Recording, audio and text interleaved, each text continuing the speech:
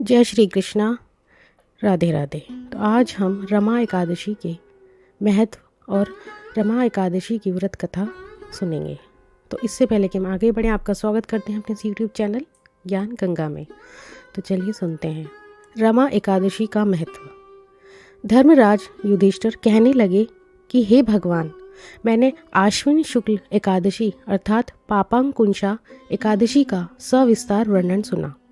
अब आप कृपा करके मुझसे कार्तिक माह के कृष्ण पक्षी एकादशी के विषय में भी बतलाइए। इस एकादशी का क्या नाम है तथा इसके व्रत का क्या विधान है, इसकी विधि क्या है, इसका व्रत करने से किस फल की प्राप्ति होती है, कृपया यह सब विधान पूर्वक कहिए।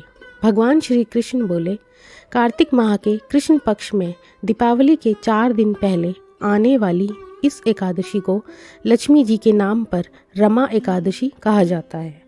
इसे पुण्यदायिनी एकादशी के नाम से भी जाना जाता है। इसके प्रभाव से ब्रह्म हत्या जैसे महापाप भी दूर हो जाते हैं। यह बड़े बड़े पापों का नाश करने वाली है। इसका महात्म्य मैं तुमसे कहता हूँ, ध्यानपूर्वक सुनो।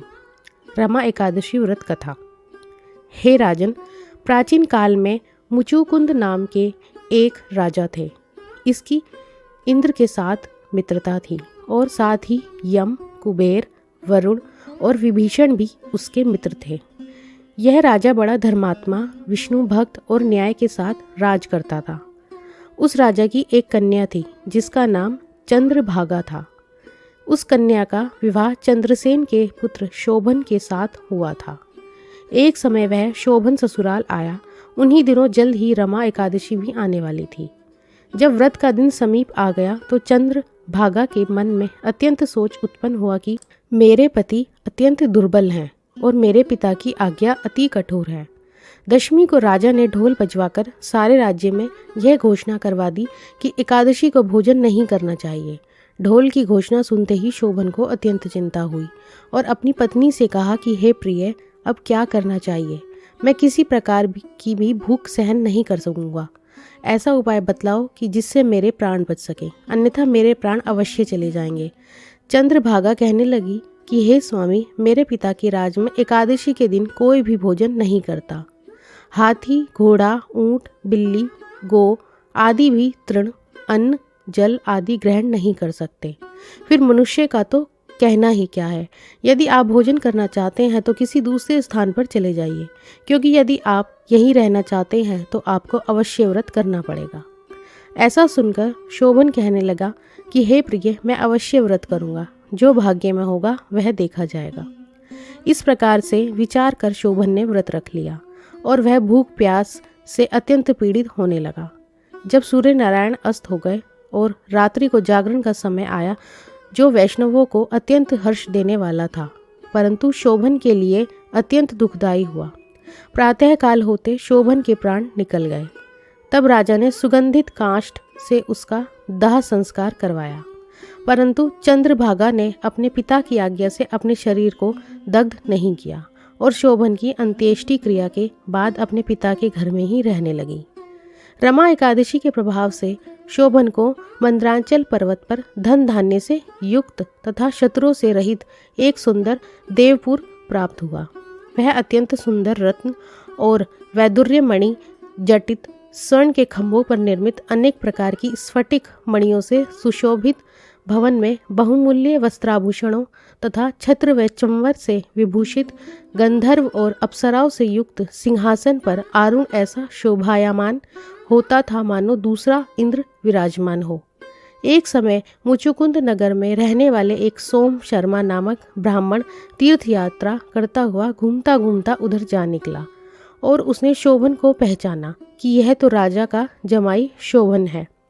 उसके निकट गया। शोभन भी उसे पहचान कर अपने आसन से उठकर उसके पास आया और प्रणाम आदि करके कुशल प्रश्न किया। ब्राह्मण ने कहा कि राजा मुचुकुंद और आपकी पत्नी कुशल से हैं।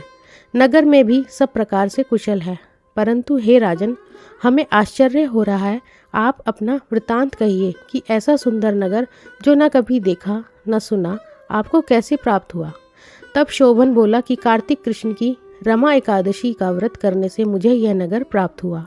परंतु यह अस्थिर है, यह स्थिर हो जाए ऐसा उपाय कीजिए।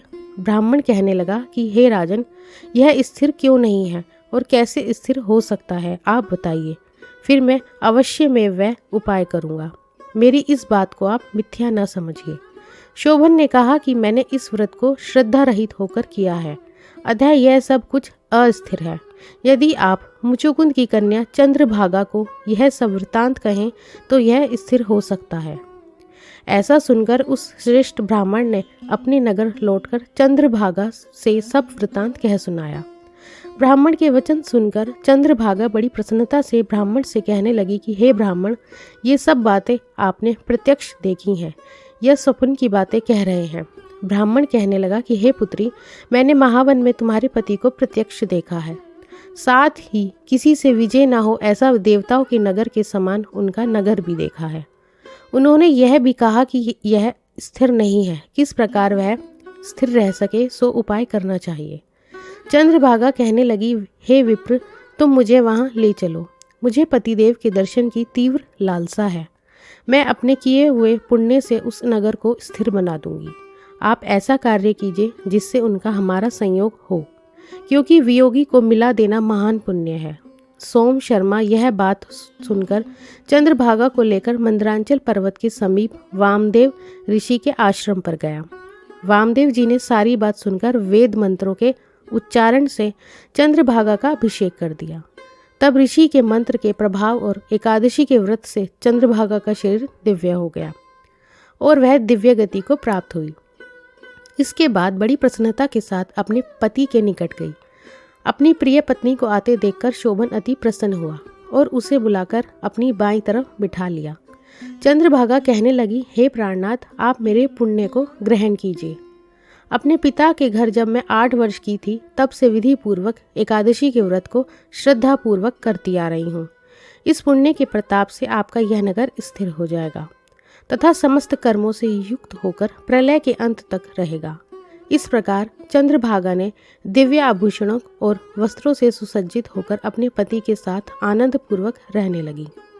हे राजन, यह मैंने रमा एकादशी का महात्म्य कहा है। जो मनुष्य इस व्रत को करते हैं उनके ब्रह्म हत्यादि समस्त पाप नष्ट हो जाते हैं। कृष्ण पक्ष और शुक्ल पक्ष दोनों ही एकादशियां समान है, इनमें कोई भेदभाव नहीं है, दोनों समान फल देती हैं। जो मनुष्य इस महात्म्य को पढ़ते अथवा सुनते हैं वे समस्त पापों से छूटकर विष्णु लोक को प्राप्त होते हैं। तो ये थी रमा एकादशी की कथा। धन्यवाद।